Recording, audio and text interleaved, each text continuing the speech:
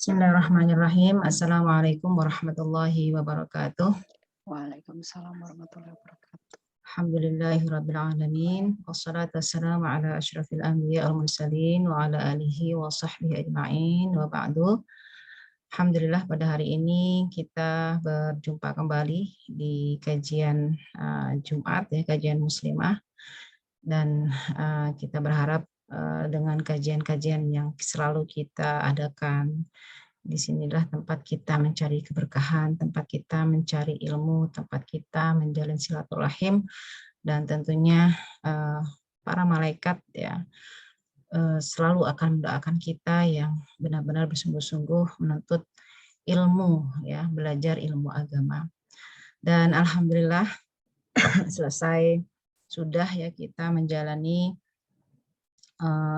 program-program Ramadan, ya, dan kita sudah menjadi bagian dari alumni Ramadan yang tentunya bukan saja sampai di Ramadan, tapi juga kita terus ya secara continuously menjalankan amal-amal soleh yang terus ya harus kita lakukan dan harus kita istiqomah menjalankannya, karena taklif agama ini ya harus kita jalani dari sejak kita balik sampai nanti kita menemui ajal kita, ya.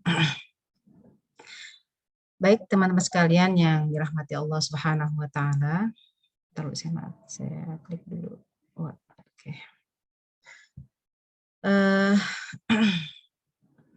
Sungguh mulia ya ketika kita ingin memasuki satu bulan, ya, seperti kemarin kita memasuki bulan Ramadan, kita membahas tentang apa saja sih yang harus kita persiapkan untuk bulan Ramadan, gitu ya. Apa saja sih yang harus kita persiapkan, gitu ya. Dan alhamdulillah pada hari ini kita akan mengkaji tentang bulan Dzulhijjah dan amalan-amalan apa saja yang disunnahkan oleh Rasulullah Shallallahu Alaihi Wasallam. Dan tentunya teman-teman di sini saya berharap sudah hafal semua nih ya nama-nama bulan Hijriyah, gitu ya, karena memang kita muslimah di sini ya. Jadi seorang muslim ya harus hafal ya apa saja nama-nama bulan-bulan Hijriyah, gitu ya, karena kalau kita nggak kenal, gimana kita akan menghidupkan ya amalan-amalan yang Allah sunahkan, yang Rasulullah sunahkan pada bulan-bulan Hijriyah tersebut. Yang pertama adalah ya bulan Muharram, ya. Ini nanti harus dibahas lagi ketika Muharram, ini lagi Muharram ya. Kemudian nanti ada bulan Safar ya. Kemudian Rabiul Awal, Rabiul Akhir, Jumadil Ula, Jumadil Akhir, Rabiul Awal, Rajab, Sya'ban, Ramadan, Dzulqa'dah, Dzulhijjah, gitu ya. Nah, di dalam pembahasan kita hari ini ya, kita harus kenal dulu nih bulan haram ini apa sih, gitu ya. Kan kalau di dalam surat At-Taubah disebutkan inna iddatash syuhur indallahi 12 syahran fi kitabillah, ya. Ini screen-nya saya yang keluarin atau dari pihak situ? Saya aja yang keluarin ya. Boleh. Apa? Bisa dua-duanya kalau selesai. Silakan. Oke. Oh, bisa dua-duanya.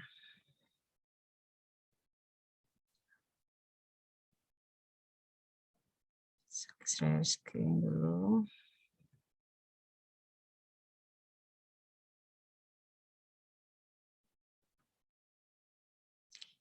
Ya.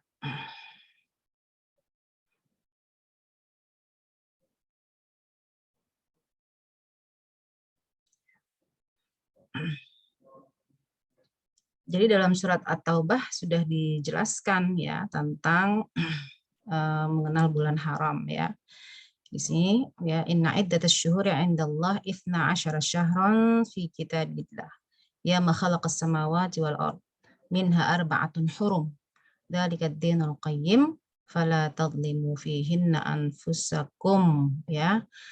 Jadi sesungguhnya ya bilangan bulan ya yang Allah tetapkan itu ada 12 bulan ya.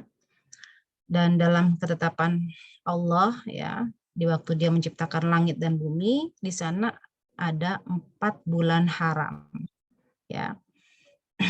Nah, ini kita belum dijelaskan di sini apa sih ya 4 bulan haram di sini ya.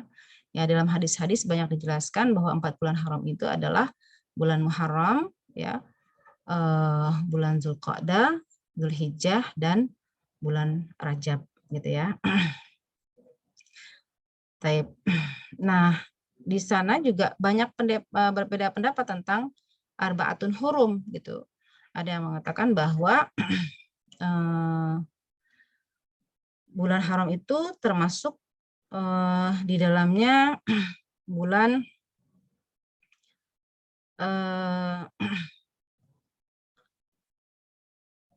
di dalam bulan di dalam Asyurul Hurum itu ada termasuk juga Syawal gitu ya, disebutkan juga Syawal karena Syawal ini juga termasuk bulan-bulan yang memang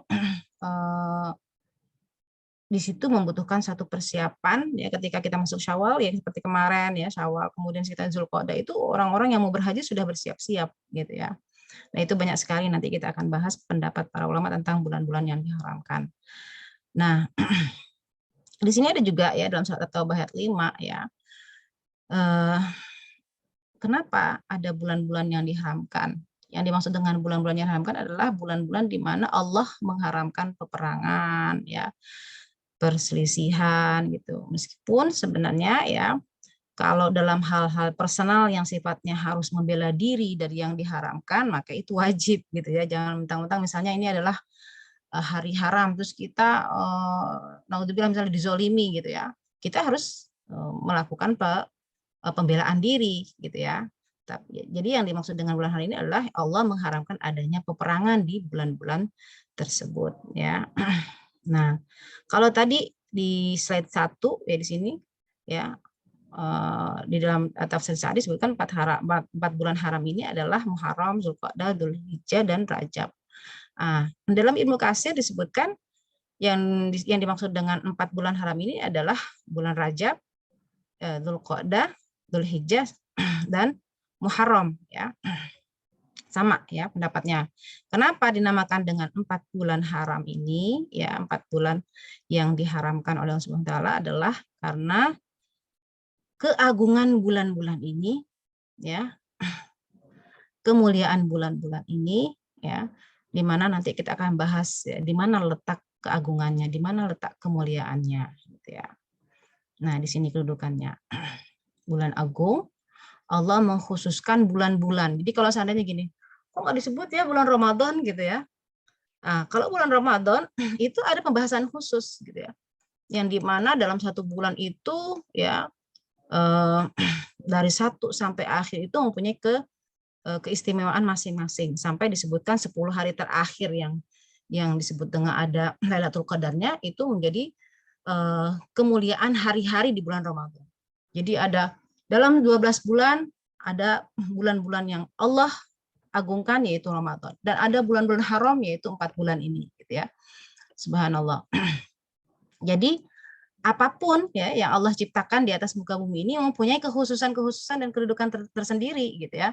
Seperti halnya Allah mengkhususkan kemuliaan para rasul dan para nabi. Di antara para rasul dan para nabi ada lagi yang lebih khusus lagi gitu ya. Sayyidul Anbiya gitu ya. Pemimpin para nabi itu Nabi Muhammad SAW. Di antara para malaikat gitu ya. Semuanya adalah ciptaan Allah yang mulia gitu. Tapi ada Sayyidul Malaikah yaitu malaikat Jibril gitu. Begitu juga seperti Allah mengkhususkan satu tempat-tempat di muka bumi ini. Jadi tempat-tempat yang Allah agungkan apa saja gitu ya. Di antaranya adalah Masjidil Haram ya di Mekah dan Madinah, Masjidil Nabawi, kemudian juga Masjidil Aqsa gitu ya.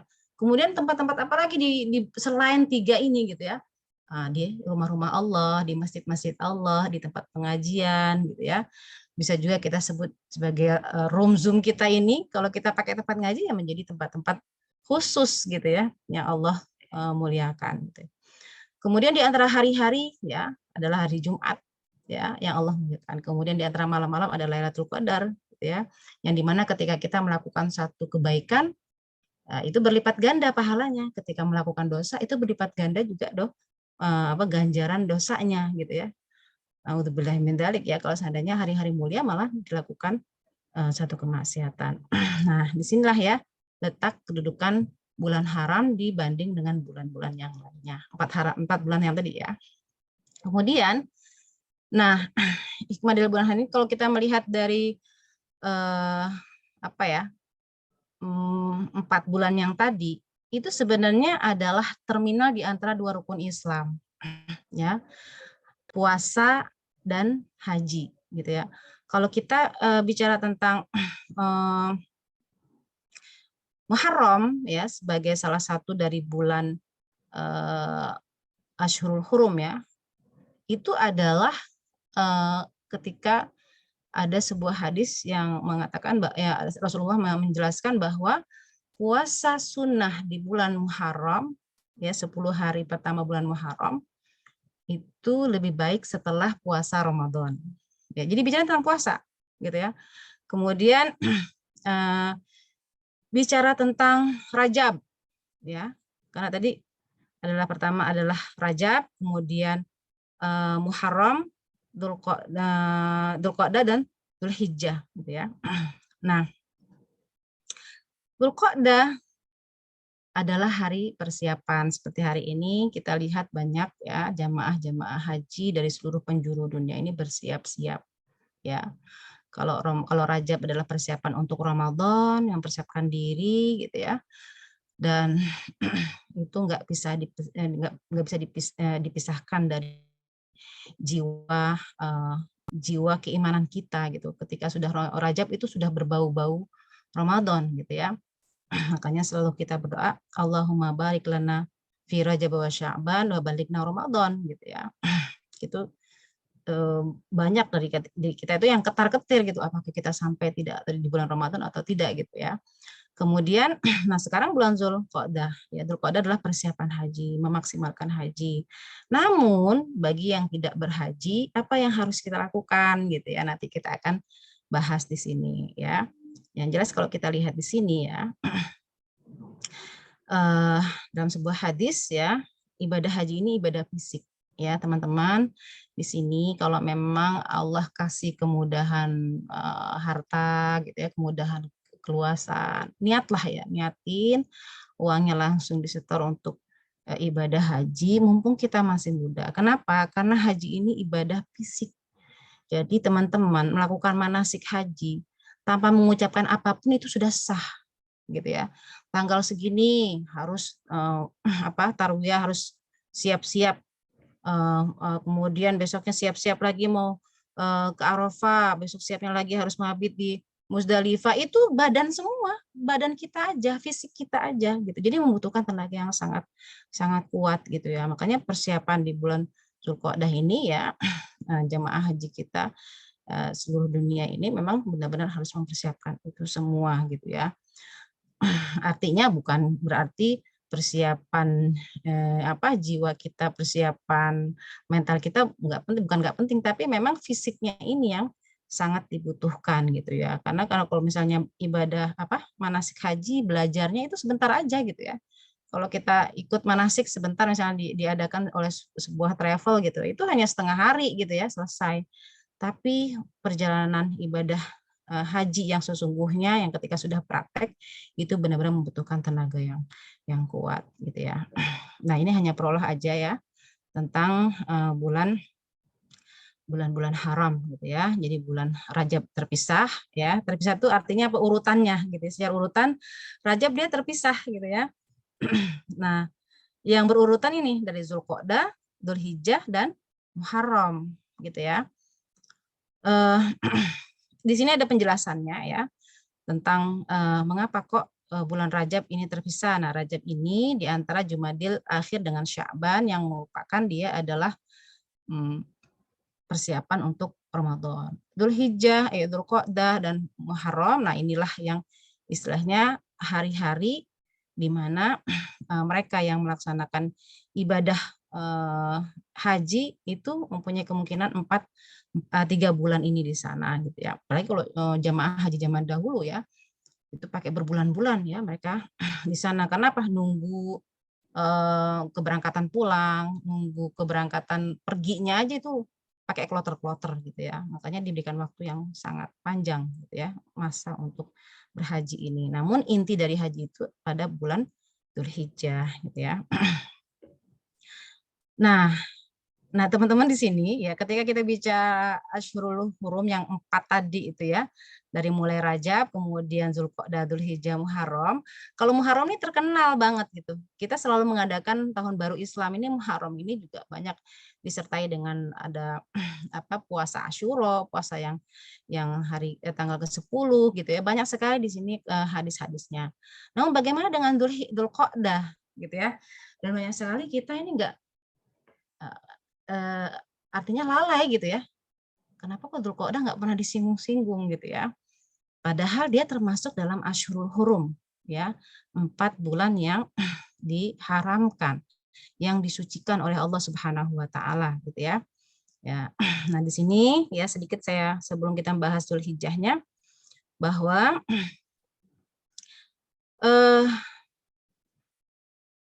Dzulqa'dah, kenapa kok dinamakan Dzulqa'dah? Karena pada zaman awal Islam ya istilahnya orang-orang Arab itu menjadikan bulan itu bulan diam dalam rumah. Qa'dah itu kan duduk gitu. Mereka itu tidak kemana-mana, tidak berperang, ya, tidak melakukan apapun.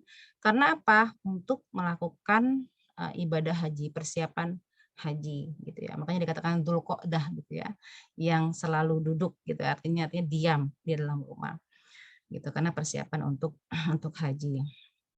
Nah, bulan-bulan haji masuk di dalamnya adalah Syawal, ya.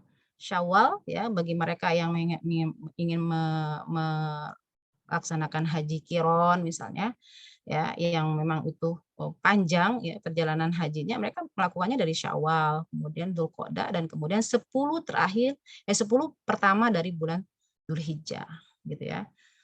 Itu yang dilakukan oleh ibadah jemaah-jemaah haji kita gitu. Dan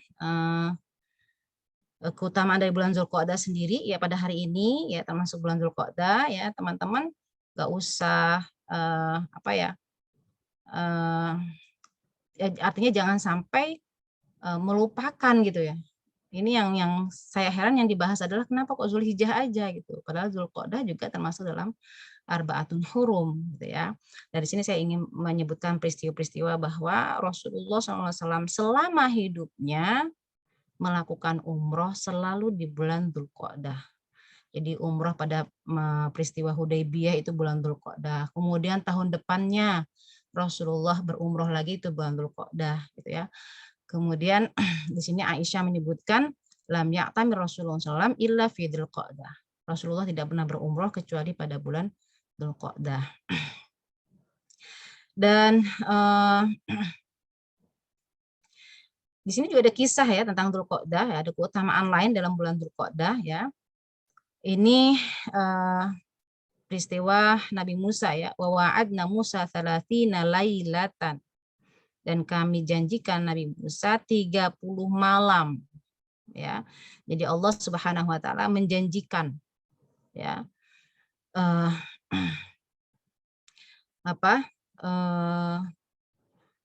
pertemuannya gitu ya dalam 30 malam. Yang dimaksud dengan 30 malam di sini adalah bulan Dzulqa'dah gitu ya. Jadi subhanallah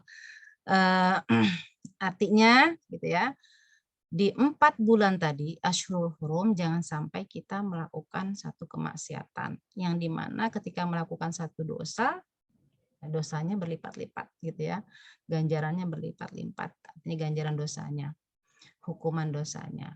Adapun kalau kita melakukan satu kebaikan, maka ganjarannya adalah seperti orang mati syahid. Ya, nanti kita akan bahas. Nah, ini dia ayat-ayat Dzulhijjahnya ya. Nah, wa'adzin finnas. Nah, ini ayat tentang Dzulhijjah ya. Karena Dzulhijjah ini adalah yang berhaji gitu ya. Wa'adzin finnasi bil hajji ya'tuka rijala wa 'ala kulli dhamir ya'tina min kulli fajjin 'amiq yashhadu manafi'a lahum wa yadhkuru ismallahi fi ayyamin ma'lumat. Ya. Dan berserulah kepada manusia untuk menunaikan haji, niscaya mereka akan datang kepada dengan berjalan kaki ya, atau dengan mengendarai unta yang kurus, ini disebut dengan domirin ya'ti nih, kulli domirin ya, maksudnya apa? Unta yang kurus ini karena sering dipakai untuk perjalanan jauh gitu ya. Dan di sini disebutkan wa yadhkuru smallahi fi ayyamin ma'lumat. Pada bulan-bulan ini berzikirlah, menyebut nama Allah fi ayyamin ma'lumat, pada hari-hari yang telah ditentukan oleh Allah Subhanahu wa taala. Nah, dalam surat Al-Fajr juga di sini disebutkan ya. Wal fajr wa layalin ashr. Subhanallah. Ini sampai Allah bersumpah demi fajar dan demi malam 10. Jadi ada 10 malam di sini. Yang dimaksud dengan 10 malam di sini ya, kata Ibnu Abbas adalah Ashr Dzulhijjah, 10 malam Dzulhijjah yang pertama gitu ya. Jadi kita harus tahu dulu gitu apa sih, kenapa kita harus memuliakan Dzulhijjah ya, ini ayat-ayatnya ya, Allah jelaskan. Ini hadis-hadisnya ya. Dari sini nanti kita akan tahu ya, amalan apa saja yang harus kita lakukan, yang bisa kita lakukan, yang mendapatkan pahala gitu, pada bulan Dzulhijjah. Rasulullah bersabda, "Ma min ayyamin al-amalus sholih fiha ahabbu ilallah min hadhil ayyam." yakni ayyamul ashr. 10 hari pertama di bulan Dzulhijjah gitu ya. Artinya amalan apa saja yang Allah cintai yang bisa kita lakukan di hari-hari ini. Qalu ya Rasulullah ya. Walal jihad fisabilillah. Bagaimana dengan jihad? Melakukan amal jihad pada hari ini gitu ya. Kata Rasulullah, walal jihad, hatta jihad pun juga nggak sebanding pahalanya gitu. Jadi kalau kita melakukan amal soleh di hari-hari ini gitu ya, ini adalah amalan yang paling Allah cintai. Terus secinta apa gitu? Apakah secinta orang yang berjihad fisabilillah? Enggak sampai, lebih dari itu gitu ya. Illa, kan kalau berjalan jihad fisabilillah ya, ini macam-macam kalau orang berperang ya.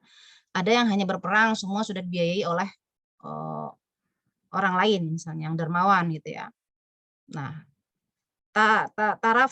setaraf orang yang melakukan amal soleh pada hari-hari ini ya, bulan Dzulhijjah ya, itu setaraf orang yang berjalan jihad fisabilillah. Orang itu benar-benar berjalan dengan jiwa raganya dan hartanya, walam yarji' min dzalika bisyai'. Tapi orangnya nggak balik. Jadi benar-benar berjihad sampai dia syahid. Jadi itu orang yang melakukan amal soleh pada hari-hari ini ya, pada bulan Dzulhijjah, itu sama pahalanya seperti orang yang mati syahid dalam kondisi ia pergi berperang membawa diri dan membawa hartanya sendiri. Gitu ya. Artinya benar-benar membekali harta dengan hartanya sendiri.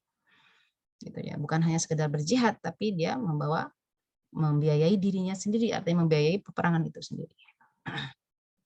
Nah, dalam hadis yang kedua, ini sebenarnya hadisnya banyak ya, tapi mirip-mirip semuanya ya. Jadi saya ambil hanya 2. Ma min ayyamin afdal ya. Tidak ada hari-hari yang lebih utama di sisi Allah min ayyami asyri Dzulhijjah, daripada hari-hari yang 10 pertama bulan Dzulhijjah. Qala rajulun, ya Rasulullah, hal hunna afdal am iddatuhunna jihadan fisabilillah. Apakah itu yang lebih utama atau dia berjihad fisabilillah? Kata Rasulullah, hunna afdal, yang ini, amal yang ini Dzulhijjah ini lebih afdal daripada dia berjihad fisabilillah. Karena bicaranya tentang jihad fisabilillah, tapi dalam hadis yang ini kan illa rajulun, disebutkan dia berjihad, kecuali seperti orang yang berjihad fisabilillah, dia pergi dengan diri dan hartanya dan dia tidak kembali lagi, artinya dia syahid. Gitu ya. Subhanallah. Jadi memang setaraf dengan orang yang mati syahid ya, yang membawa pembiayaannya dengan hartanya sendiri. Nah, jadi keutamaan bulan Dzulhijjah ini ya, kita lihat tadi surat Al-Fajr ya, wal fajr wa layalin ashr. Ini sudah menunjukkan kemuliaan bulan Dzulhijjah gitu ya. Dan kemudian fi ayyamin ma'lumat, pada hari-hari yang ditentukan itu ya.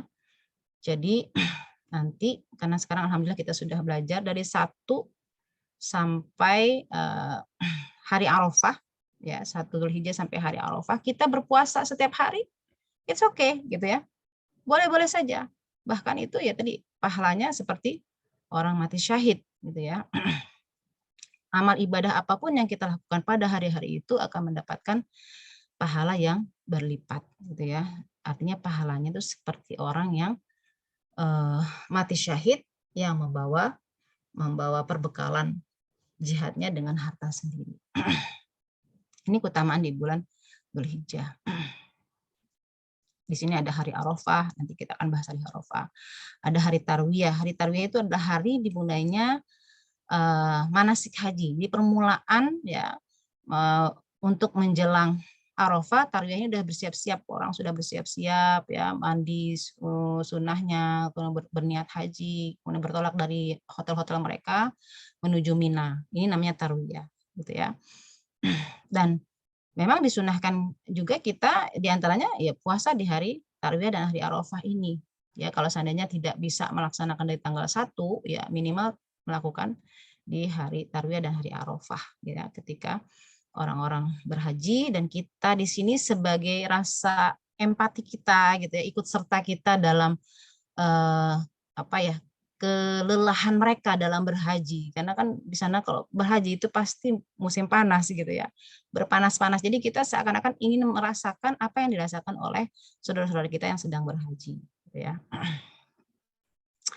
Kemudian ya kalau ada yang pernah berhaji udah bisa ngebayangin bagaimana mabit di Muzdalifah gitu ya, penuh dengan apa ya, masyakoh lah, karena memang kita tidak senyaman di rumah gitu ya, tidak senyaman misalnya kita ngumpul dalam satu kepanitiaan, kita duduk tiduran rame-rame gitu, itu nggak seperti itu gitu loh, itu masih nggak seberapa gitu. Tapi ini kan kalau mabit di Muzdalifah ini satu apa ya, satu lapangan besar itu kita tidur situ gitu ya, rame-rame dengan jamaah yang lainnya. Belum nanti mungkin fasilitas MCK-nya juga lumayan jauh dan lain sebagainya gitu ya.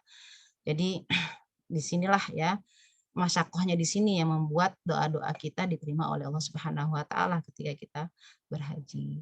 Dan nanti kita akan juga bahas tentang hari kurban ya, karena kurban ini adalah mikot kita untuk takarub kepada Allah Subhanahu wa taala dengan menyembelih kurban. Nah, makanya bulan Dzulqa'dah ini bukan hanya persiapan bagi mereka yang berhaji gitu ya, tapi persiapan bagi kita yang di sini. Pertama menyiapkan kira-kira amalan apa saja yang bisa kita lakukan gitu ya. Kalau dari sekarang sudah niat nanti ya 10 hari pertama Dzulhijjah saya ingin berpuasa gitu ya. Kemudian saya ingin bersedekah. Kemudian saya ingin berkurban. Dari sekarang sudah diniatkan gitu ya. Seperti itu. Kemudian dan ini adalah hari-hari terbaik setelah Ramadan. Ya, memang runutan itu deket-deket semua ini, gitu ya. Dan kalau kita melihat fadhail atau keutamaan-keutamaan bulan-bulan Hijri ya, itu ingin menunjukkan bahwa Allah tidak ingin kita itu lupa padanya. Ya, banyak sekali ya syiar-syiar yang atau ibadah-ibadah yang di situ mengandung pahala ya, dan mengandung keberkahan yang membuat kita selalu istiqomah untuk bisa menjalankannya gitu ya. Dan di bulan Dzulhijjah ini juga hari-hari keberkahan gitu, karena Dzulhijjah ini semuanya masuk semua gitu ya. Di situ ada ibadah sholat, di situ ada puasa, di situ ada ibadah sedekah, di situ ada haji. Ini kumpul semua di Dzulhijjah gitu ya. Sholat ya sudah pasti, ketika misalnya di bulan Dzulhijjah ini amal apapun ya yang kita lakukan, amal soleh apapun yang kita lakukan lillahi ta'ala, itu Allah sukai, dan itu setara seperti orang yang mati syahid ya. Kemudian ada puasa gitu ya. Tadi kalau kita menyebutkan hanya Tarwiyah dan Arafah, di sana juga boleh kita melakukan puasa dari 1 Dzulhijjah gitu ya. Kemudian ada sedekah. Sedekahnya di mana? Ketika kita berkurban gitu ya. Ketika berkurban itu kan nggak semuanya kita makan. Ada bagian yang harus kita bagi-bagikan kepada tetangga kita, kepada saudara kita gitu ya. Karena memang ibadah kurban ini ibadah yang unik gitu ya. Eh, Ibadah yang tidak memandang apakah dia kaya atau miskin. Jadi kalau memang sudah berniat, ya dia misalnya orangnya biasa-biasa aja, nggak berkecukupan yang lebih, tapi memang dia sudah setahun ini berniat untuk bisa sedekah di tahun depan. Dengan cara apa? Berkurban. Dia nabung gitu ya. Nabung semaksimal kemampuan dia. Pas batas akhirnya dia mau bisa berkurban, dia lihat tabungannya misalnya 1.800.000, ya dia beli kambing yang 1.800.000. It's okay. Gitu ya. Jadi memang ini adalah ibadah mau nggak mesti harus orang kaya gitu ya. Sebenarnya haji pun kita nggak bisa mengatakan ini haji itu ibadah orang kaya gitu ya. Kenapa? Karena haji ini pertama ya tentu dengan biidznillah ya, dengan izin Allah kita bisa berangkat. Kedua, yang disebut dengan jika mampu bukan berarti dia harus punya uang banyak gitu ya. Jika mampu pastinya dengan jiwa raga dia, dengan niat dia. Banyak orang yang biasa-biasa aja nggak punya, nggak mampu bisa berangkat haji karena ada yang menghajikan kan gitu. Jadi yang dimaksud dengan jika mampu adalah fisik dia dan mental dia untuk bisa berhaji. Karena banyak orang yang artinya orang yang banyak harta, banyak uang, nggak bisa haji gitu ya. Gitu, nggak mau berhaji gitu. Padahal dia secara fisik juga mampu. Oh gitu. Jadi, nah tapi ketika dia mampu secara fisik, mampu secara harta, dia nggak berhaji, ini dosanya berlipat ganda. Kenapa? Karena ini rukun Islam. Wajib kita laksanakan ketika syarat-syaratnya sudah ada gitu. Ya.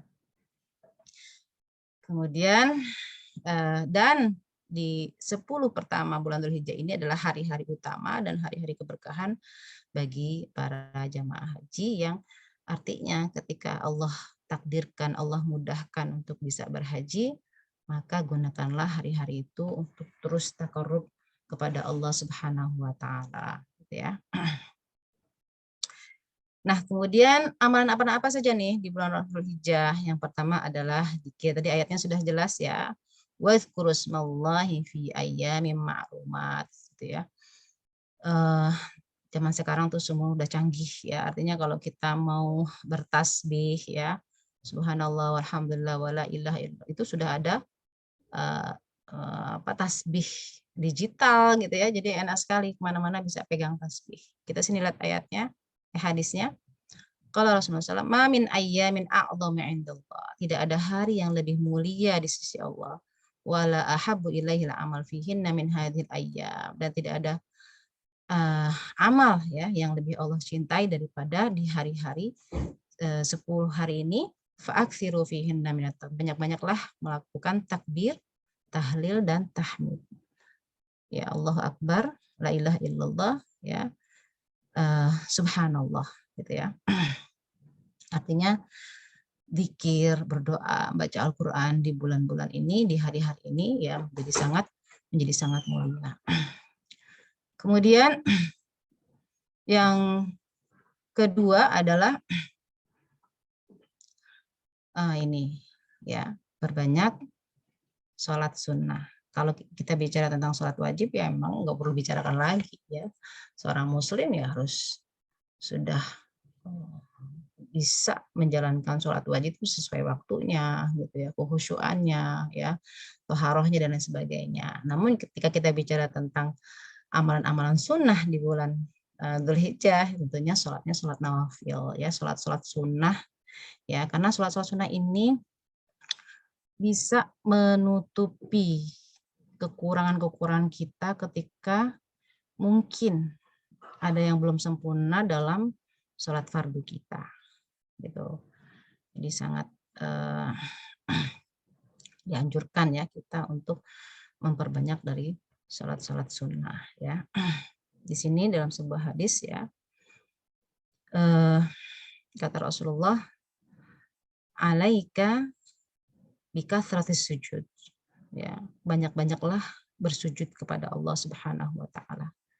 Fa innaka la tasjudu lillahi sajadatan, karena sesungguhnya kamu tidak bersujud ya kepada Allah satu kali sujud saja, kecuali Allah angkat, illa rafa'akallahu biha darajatan, kecuali Allah angkat derajat kamu ya, wa hatta anka biha khati'atan, dan akan dihapus ya kesalahan-kesalahan kamu.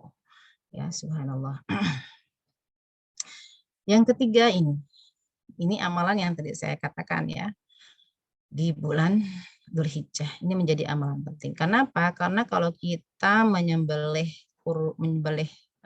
binatang kurban, tapi bukan pada waktunya, itu bukan namanya kurban, gitu ya. Ya, tapi itu mungkin bisa jadi akikah kalau memang diniatkan untuk akikah gitu ya. Nah, ini adalah salah satu ibadah yang disyariatkan Allah Subhanahu wa taala dan menjadi syiar ya. Syiar mendekatkan diri kepada Allah ya pada 3 hari, 4 hari ya dengan hari Idnya, dengan ayam tasyriknya ya. Saya kan sudah tahu semua dari kambing ya, kemudian sapi, kerbau, kemudian unta ya. Dimakan sepertiganya dan sisanya diberikan sepertiganya dimakan, sepertiganya disimpan untuk kita boleh, kemudian diberikan kepada orang-orang di sekitar kita. Ya. Makanya juga banyak sekarang kalau kita lihat lembaga-lembaga kemanusiaan ya, subhanallah. Jadi teman-teman kalau dari sekarang sudah berniat ingin berkurban, cari lembaga-lembaga kemanusiaan yang kompeten, yang benar-benar bisa menjalankan amanah itu, karena memang kita melihat juga masing-masing dari mereka itu mempunyai niat-niat apa ya, program-program. Mereka punya program-program memberikan apa sembelihan kurban itu di pesisir Indonesia yang terpencil, di Palestina, kemudian di Syam ya, dan di negara-negara yang membutuhkan itu gitu ya. Penting sekali. Jadi kalau teman-teman bisa meniatkannya sekarang ya, segera mencari-cari lembaga-lembaga yang bisa menjalankan niat kita ini. Tapi kalau seandainya pun ya, biasanya kalau yang luar negeri ya, program luar negeri itu lumayan dia untuk patungan unta saja itu 6 atau 7 juta gitu untuk di Palestina misalnya gitu. Jadi kita untuk patungan itu 7 juta kali 7 gitu ya. Jika masih belum mampu ya silakan ya, yang tadi saya katakan semampu kita. Misalnya kita mampunya misalnya bisa beli sendiri dengan harga yang murah, namun dengan syarat kita sudah tahu binatangnya sehat ya, kambingnya sehat atau sapinya sehat dan layak untuk dijadikan kurban gitu ya. Nah, kita lihat di sini ya, di antara besarnya pahala kita mensyiarkan kurban di sini, dalika ya, dalika wa may yu'azzim sya'airallah, itulah mereka yang mengagungkan syiar-syiar Allah. Fa innaha min taqwal qulub ya, maka sesungguhnya itu dari hati yang penuh dengan ketakwaan kepada Allah Subhanahu wa taala. Dan ingat ya, tadi saya sudah sebutkan di sini ada hadisnya, man dzabaha qabla shalah fa innama yadhbahu nafsihi. Kalau menyembelih sebelum sholat Idul Adha, maka itu tidak dianggap sebagai daging kurban ya.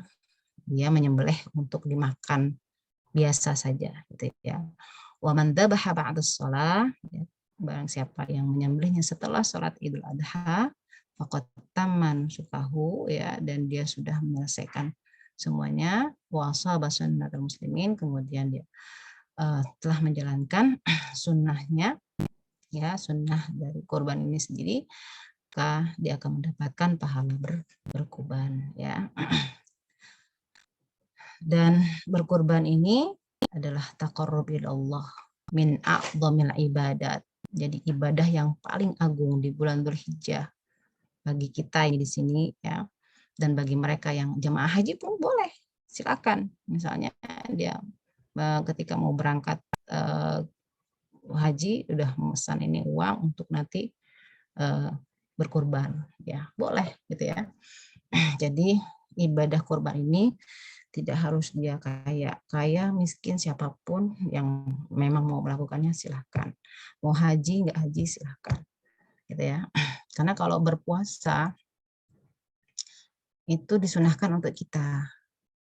Kalau untuk yang berhaji itu malah disebutkan oleh para ulama itu makruh karena itu akan melemahkan, karena di kondisi Arafah itu panas gitu ya. Jadi mereka tidak dianjurkan untuk berpuasa. Yang dianjurkan berpuasa adalah kita untuk merasakan bagaimana rasanya jemaah haji kita ya sedang beribadah di Arafah ya dengan terik yang sangat panas.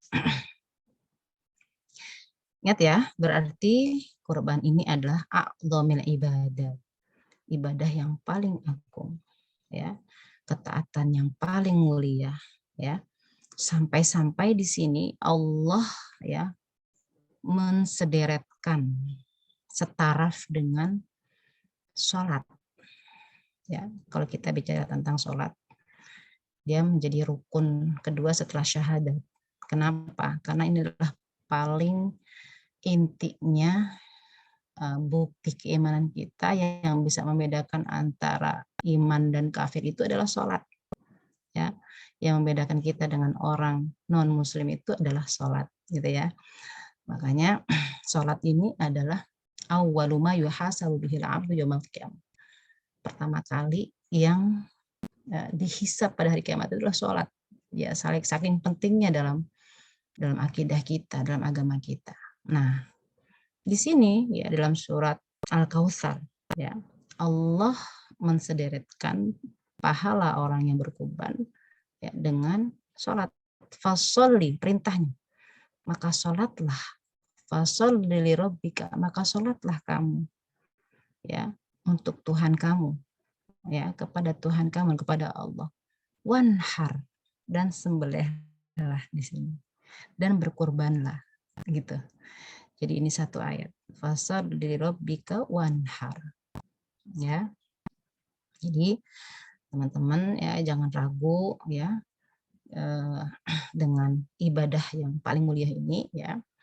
Silahkan disyiarkan ya ke saudara-saudara, ke teman-teman ya tentang pentingnya kita melakukan kurban gitu ya. Karena memang kesempatannya hanya di ya ini aja di 10 hari pertama bulan Dzulhijjah. Setelah itu kita mau sembelih apapun ya udah nggak disebut dengan pahala kurban ya, seperti sembelih biasa aja gitu, kayak orang mau nyate-nyate nikahan gitu ya. Tapi kalau di bulan-bulan Dzulhijjah, di awal bulan Dzulhijjah sudah diniatkan ya, insya Allah kita akan mendapatkan keberkahan di bulan Dzulhijjah. Nah ini dia. Yang selanjutnya adalah kita bersedekah moral dan material. Kalau tadi sambungan dari kita berkurban, kemudian di sini bersedekah gitu ya. Artinya kurban yang kita keluarkan pada hari Id, ya, Idul Adha nanti, itu sudah pasti Allah kasih ganti. Man dzalladzi yuqridullaha qardan hasana fayudha'ifahu lahu wa lahu ajrun karim. Ya. Jadi siapa yang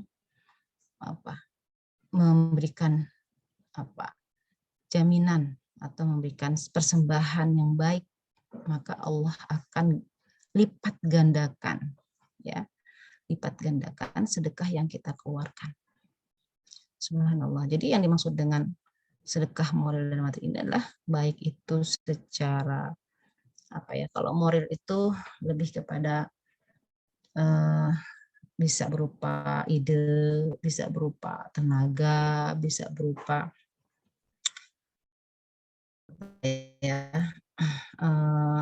apa yang bisa kita lakukan gitu ya. Kemudian kalau material itu adalah bendanya ya, bisa kita dengan uang, bisa dengan eh, hewan kurbannya dan lain sebagainya gitu ya. Dan ini kita lakukan di 10 hari pertama di bulan Dzulhijjah gitu ya. Nah, kita lihat di sini ya, Masya Allah, hadisnya kata Rasulullah, ala kulli muslimin sadaqah, ya, bagi seorang muslim alangkah baiknya jika dia bersedekah. Faqalu, dia bersedekah ke siapa gitu ya? Ya Rasulullah, faman lam yajid, ya. Maka ketika dia tidak mendapatkan apa yang bisa dia sedekahkan, gitu ya, kata Rasulullah, ya'mal biyadihi fayanfa'u nafsahu wa yatasad, maka bekerjalah, ya. Subhanallah, kalau di sini teman-teman semuanya sudah berkarir, ya pasti ya, sudah punya kafalah bulanan gitu ya, dan kita sudah bisa berijtihad sendiri kira-kira kita mau bersedekah dalam bentuk apa gitu ya. Kata Rasulullah, kalau nggak mendapatkan sesuatu yang bisa disedekah, ya kerja. Ketika kerja kamu mendapatkan sesuatu, ya bersedekah dengan uang tersebut gitu ya. Kalau nggak dapat juga, kalau ya Rasulullah, kalau nggak ada juga Rasulullah gimana nih gitu. Yu'inu dzal hajatil mal. Kamu tolongin orang yang membutuhkan tenaga kamu, membutuhkan pikiran kamu gitu ya.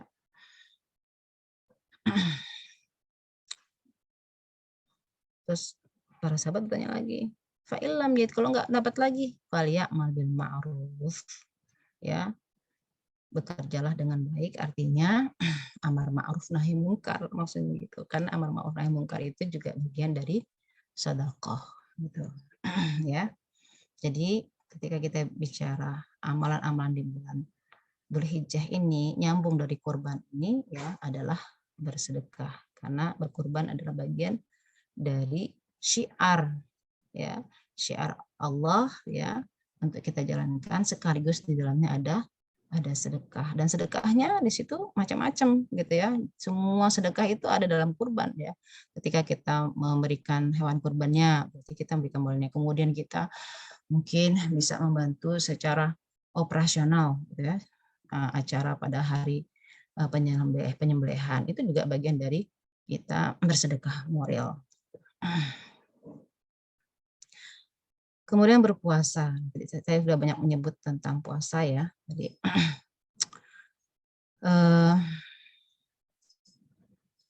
di sini ya salah seorang dari istri Rasulullah SAW ya menyebutkan kan Rasulullah SAW yasumutis adil hijjah, Masya Allah.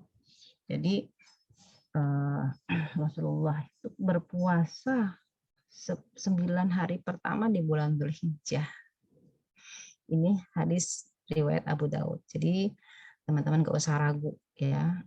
Adapun nanti kadang-kadang suka gini, suka ada postingan puasa hari pertama, oh enggak, itu kalau nggak salah bulan Rajab ya. Puasa hari pertama ganjarannya ini itu keluar tuh biasanya di setiap pas di tanggalnya tuh ada aja yang orang rajin kemarin ya. Terlepas dari itu semua, saya keluarkan ini semua hanya hadis-hadis yang sahih gitu ya. Adapun ada hadis-hadis lain tentang keutamaan satu per satu hari gitu ya, itu silahkan dibaca saja, tapi kayaknya nggak perlu di-share gitu, supaya kita lebih fokus bahwa ini adalah syiar yang harus kita jalankan dan ini adalah perintah Allah gitu, tanpa kita harus secara detail gitu ya, dan kemudian hadisnya juga belum kita tahu tentang sahih atau tidaknya gitu. Jadi ini adalah hadis ya, Rasulullah berpuasa 7 hari pertama bulan Dzulhijjah. Kemudian Rasulullah berpuasa Yaum Asyura, ini Yaum Asyura ini pada bulan Muharram nanti. Kemudian Rasulullah berpuasa salasat ayyamin kulli syahr, ini ayyamul bid. Kemudian Rasulullah berpuasa pada hari Senin dan hari Kamis. Ini yang rutin Rasulullah lakukan gitu ya. Sunnah-sunnahnya gitu ya. Karena kalau yang wajibnya kita sudah bahas khusus ya di bulan Ramadan gitu ya. Nah, kemudian di bulan Dzulhijjah ini ada puasa tadi ya, yang diantaranya adalah tarwiyah, kemudian ada yaum Arafah. Apa eh, apa keutamaan dari puasa Arafah ini? Kata Rasulullah, yukaffirus sanatil madiyah wal baqiyah. Masya Allah. Jadi orang yang berpuasa pada hari Arafah, dosanya yang tahun lalu ini dihapuskan. Masya Allah.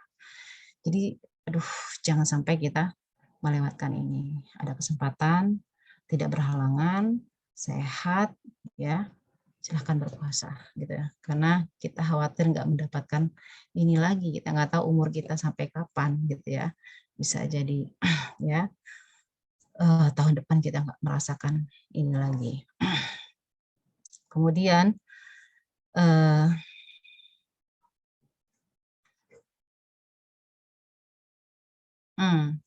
ini makna dari Yaum Tarwiyah ya. Artinya kalau Tarwiyah itu kan hari sebelum Arafah. Sebenarnya dia Waalaikumsalam. Sebenarnya dia masuk dari sini. Ya. Ketika Rasulullah puasa dari tanggal 1 sampai 9 berarti masuk ya puasa yang hari ke-8 dan hari ke-9. Ma min ayyamil amalus shalih fihin ahabbu ilallah min hadhil ayyamil 'ashr. Tidak ada hari-hari yang amal solehnya itu Allah cintai ya daripada hari-hari yang 10 hari bulan Dzulhijjah ini ya, Masya Allah. Oke, ini hadisnya sama nih, mungkin saya ke kopas atau beda ini di sini ya, ini sama, Masya Allah. Ini berpuasa, jadi ingat ya, sekarang itu bulan Dzulqa'dah ya, mungkin ya karena kita menghormati bulan ini ya sebagai Ashhurul Hurum, yang pas ketepatan tidak berhalangan bisa puasa Senin Kamis, bisa puasa Yaumul Bid gitu ya. Kemudian tetap melakukan zikir, tilawah gitu ya. Dan saya berharap teman-teman masih gabung ya dalam atau bikin sendiri one day one juice-nya supaya termotivasi gitu ya. Jadi kita sebenarnya dengan adanya komunitas itu sebenarnya penting gitu ya. Jangan terkecoh dengan apa ya, ada yang mengatakan apa itu bid'ah dosa gitu ya. Terus, saya nggak setuju itu gitu. Kenapa? Karena komunitas itu tergantung kita gitu ya. Kalau kita milih komunitas bagus maka kita akan bagus gitu. Jangan merasa bahwa kalau saya satu orang kok kayak ria gitu ya. Enggak gitu ya. Jadi kalau bicara tentang ria itu antara kita dengan Allah gitu. Yang penting ketika kita gabung di situ itu termotivasi kita. Kadang-kadang kalau udah nggak gabung ya istilahnya dengan komunitas yang mengingatkan kita pada kebaikan, itu biasanya kita lupa gitu ya. Amalan harian, amalan qiyamul lailnya, amalan puasa itu lupa gitu. Tapi kalau punya komunitas baik semua, besok ayo mau bid puasa yuk gitu. Ada yang ngingetin enak gitu. Jadi apa ya? Artinya gini, kalau kita bicara tentang amalan hati itu antara kita dengan Allah gitu ya. Jadi biarpun amalan itu bisa sangat rahasia gitu, ibadah itu sangat rahasia, bisa jadi kita ujub gitu loh, merasa bangga dengan diri kita sendiri, oh saya sudah merasa dekat Allah, itu malah dosa gitu ya. Jadi tetap ya, jadi kita usahakan bisa masuk dalam komunitas yang baik ya, untuk bisa mengingatkan kita melakukan amalan-amalan soleh, karena apa ya, zamannya zaman fitnah gitu ya, zaman fitnah, zaman teknologi yang kalau kita nggak diingatkan dengan teman kita sendiri, dengan komunitas yang baik gitu ya, itu lupa, seharian pegang gadget, ya seharian pegang, aduh gitu ya, habis waktu kita gitu ya. Subhanallah, ini puasa di bulan Dzulhijjah ya. Kemudian qiyamul lail ya. Mungkin penjelasannya sudah ya tadi ya, karena bagian dari kita keberkahan berjamaah gitu, keberkahan kita bersama teman-teman solehah di sini. Ini di grup Medco nih, mudah-mudahan kalau misalnya dijadikan satu grup yang mengingatkan kita untuk beribadah, mengingatkan kepada Allah, itu sangat bagus gitu ya. Jadi nggak ada istilah di situ si fulanah ini kok kayak nasihatin mulu, padahal bukan nasihatin gitu, mengingatkan gitu. Biasanya kita tuh ngingetin orang artinya mengingatkan diri kita sendiri gitu ya. Nah, ini qiyamul lail. Ini juga kalau nggak ada grup atau saudara kita atau teman kita mengingatkan atau diri kita sendiri gitu. Jadi subhanallah kalau sampai ada yang sudah di tingkat memang dia sudah bisa sendiri gitu. Itu bagus gitu ya. Terbiasa dengan qiyamul lailnya. Tapi ada juga orang yang memang masih butuh teman gitu ya, diingatkan gitu ya. Makanya kajian-kajian seperti ini juga seperti kita mengecas diri kita gitu. Karena manusia itu ya pasti terkadang turun, kadang naik gitu ya. Jadi kalau duduk di majelis ilmu minimal ada chargernya, ada casnya gitu. Cas kita, oh iya berarti tadinya udah lumayan agak turun ya, sholatnya udah agak malas-malasan, ngaji lagi, naik lagi gitu ya. Subhanallah. Ini ayatnya walladzina yabituna rabbihim sujada wa qiyama, ya, bahwa orang yang melakukan qiyamul lail ya adalah bagian dia menjaga ibadah-ibadah yang kita selalu lakukan pada bulan Ramadan gitu ya. Terus kalau kita terus melakukan ini ya, maka kita bagian dari orang yang mujtahidina dzakirin Allah Subhanahu wa taala, selalu meminta ya perlindungan oleh Allah Subhanahu wa taala. Tugas kita berat gitu ya, tugas kita berat ya, apalagi misalnya seorang ibu ya, strategi dakwahnya itu, lingkupnya itu sebenarnya berat. Kalau dakwah kepada anak, dakwah kepada suami itu sebenarnya lebih berat gitu. Orang yang lebih dekat itu kalau kita ngasih tahu biasanya kurang didengerin gitu ya. Tetapi dengan bantuan qiyamul lail ya, insyaallah itu akan dimudahkan oleh Allah Subhanahu wa taala. Kemudian haji dan umroh. Nah, ini sudah pasti ya di bulan Dzulhijjah.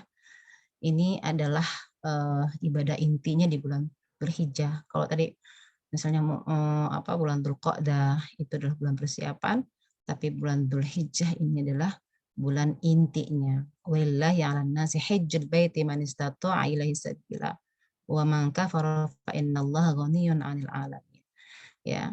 Jadi ketika mereka ya saudara-saudara kita yang melakukan ibadah haji pada bulan-bulan ini menjalankannya. Makanya kita butuh ketika ingin haji atau umroh harus ada fikihnya. Ketika tadi kurban ya kita bicara sebenarnya dibahas secara khusus harusnya gitu ya. Kurban apa saja yang harus dilakukan bagi yang ingin melakukan kurban. Ya, seharusnya nanti kita bahas lagi misalnya di pekan sebelum Dzulhijjahnya ya. Kita melakukan kajian lagi, bisa undang ahli fikihnya gitu tentang masalah kurban supaya apa yang kita lakukan ini benar-benar sesuai dengan syariat gitu ya. Nah, Ustazah, karena memang dalam maaf. ibadah yang kita lakukan ini adalah semuanya sesuai dengan 4 mazhab ini gitu ya. Jadi harus ada kajian khusus supaya kita tidak salah ya berijtihad. Meskipun memang ijtihad itu ya bisa dikatakan baik karena memang salahnya aja dapat pahala apalagi benarnya gitu ya. Jadi alhamdulillah insyaallah di komunitas ini kita bisa terus ya belajar bagaimana cara beribadah sesuai dengan aturan Allah dan Rasulnya supaya kalau yang haji mendapatkan haji mabrur, yang berkurban ya kurbannya diterima oleh Allah Subhanahu wa taala. Ingat ya kisah kurban pertama kali Qabil dan Habil ya. Jadi Habil itu orang yang mempunyai perkebunan. Qabil itu mempunyai peternakan. Jadi zaman dulu itu ya zaman Nabi Adam itu syariat kurban itu apa yang memang dia punya gitu ya. Nah, Habil memberikan kurbannya buah yang terbaik gitu. Jadi akhirnya langsung tanda diterimanya itu adalah buahnya itu langsung ada kilatan api langsung diambil ke langit gitu ya. Berarti diterima oleh Allah. Nah, kurbannya Qabil nggak diterima oleh Allah Subhanahu wa taala. Kenapa? Karena dia memberikan kambing-kambing yang cacat, yang nggak layak gitu. Sama juga seperti sekarang ya sudah ada syariat Islam tentang kurban ya diantaranya adalah harus dengan kambing, kerbau, sapi, unta. Tentunya ada syarat-syaratnya gitu yang benar-benar terbaik yang bisa kita kurbankan ya. Ini Afwan mungkin Ustazah, tinggal sedikit iya lagi Mbak. waktunya Oh, udah habis ya? habis, iya. Nah, ziarah makam Nabi. Nah, ini tentu ya bagi jamaah kemudian bertaubat, ya tentunya banyak beristighfar ya di bulan-bulan ini ya, Asyhurul Hurum ya, di antara bulan Dzulhijjah ya. Pegang tasbih yang tadi saya sebutkan, tasbih, beristighfar, astagfirullahaladzim, astagfirullahaladzim, karena di situ ya hari-hari yang mulia. Nah, hikmah pelajarannya silahkan korek-korek sendiri. Saya sudah bikin di sini ya. Kalau panjang waktunya mungkin bisa kita bahas ya tentang hikmah dan pelajaran dari Asyhurul Hurum ini, diantaranya adalah bulan-bulan Dzulhijjah. Saya kira ini ya, mohon maaf kepanjangan. Kayaknya saya udah ngitung-ngitung cukup gitu waktunya. Kira-kira kalau seandainya mau bertanya juga silahkan. Kalau mau di stop juga nggak apa-apa, nanti pertanyaannya bisa sambung WA aja pribadi misalnya. Ya, baik. Mungkin karena keterbatasan waktu juga Ustazah, mohon izin mungkin nanti via WA saja ya. Tadi saya lihat ada ya Mas. Silakan. Baik. Baik Ustazah, terima kasih atas pelajarannya hari ini. Masya Allah, ternyata amalan itu nggak hanya di bulan Zulhijjah ya. Jadi seperti tamparan online gitu Ustazah. Kalau kata teman saya tadi. Iya. Jadi berharga sekali pelajarannya. Terima kasih Ustazah atas waktu yang sudah diluangkan untuk berbagi ilmu bersama kami. Insya Allah kita akan berjumpa lagi di lain kajian ya Ustazah. Insya Allah ya. Baik, terima kasih Ustazah. Mohon izin untuk doa penutupnya. Ini mohon maaf saya dari HP karena wifi-nya mati. Join. Jadi nggak bisa muncul video, maaf. Iya, mohon izin Ustazah doa penutup. Ya, bismillahirrahmanirrahim. Kita angkat tangan kita memohon ya agar doa-doa kita dikabulkan oleh Allah Subhanahu wa taala. Astaghfirullahaladzim, astaghfirullahaladzim, astaghfirullahaladzim. Hamdan syakirin, hamdan na'imin, hamdan yuafi ni'amah wa yukafi mazidah. Ya Rabbana lakal hamdu kama yanbaghi li jalali wajhika wa 'azimi sultanik. Allahumma taqabbal minna salatana wa siyamana wa ruk'ana sujudana wa takhashu'ana wa tamim taqsirana ya Allah. Allahumma Rabbana hab lana min azwajina wa dhurriyyatina qurrata a'yun waj'alna lil muttaqina imama. Rabbana atina fid dunya hasanah wa fil akhirati hasanah wa qina adzabannar. Subhana rabbika rabbil izzati amma yasifun wa salamun alal mursalin walhamdulillahi rabbil alamin. Subhanakallahumma wa bihamdika asyhadu an la ilaha illa anta astaghfiruka wa atubu ilaik. Wassalamualaikum warahmatullahi wabarakatuh. Waalaikumsalam warahmatullahi wabarakatuh. Ya, seperti yang kita sudah di penghujung acara ya. Terima kasih kembali kepada Ustazah Diah Hidayati dan kepada teman-teman semua. Sampai jumpa lagi di kajian muslimah berikutnya insya Allah di 2 pekan mendatang ya. Baik, demikian dari saya. Sebagai penutup mungkin kita bisa membaca doa kafaratul majelis.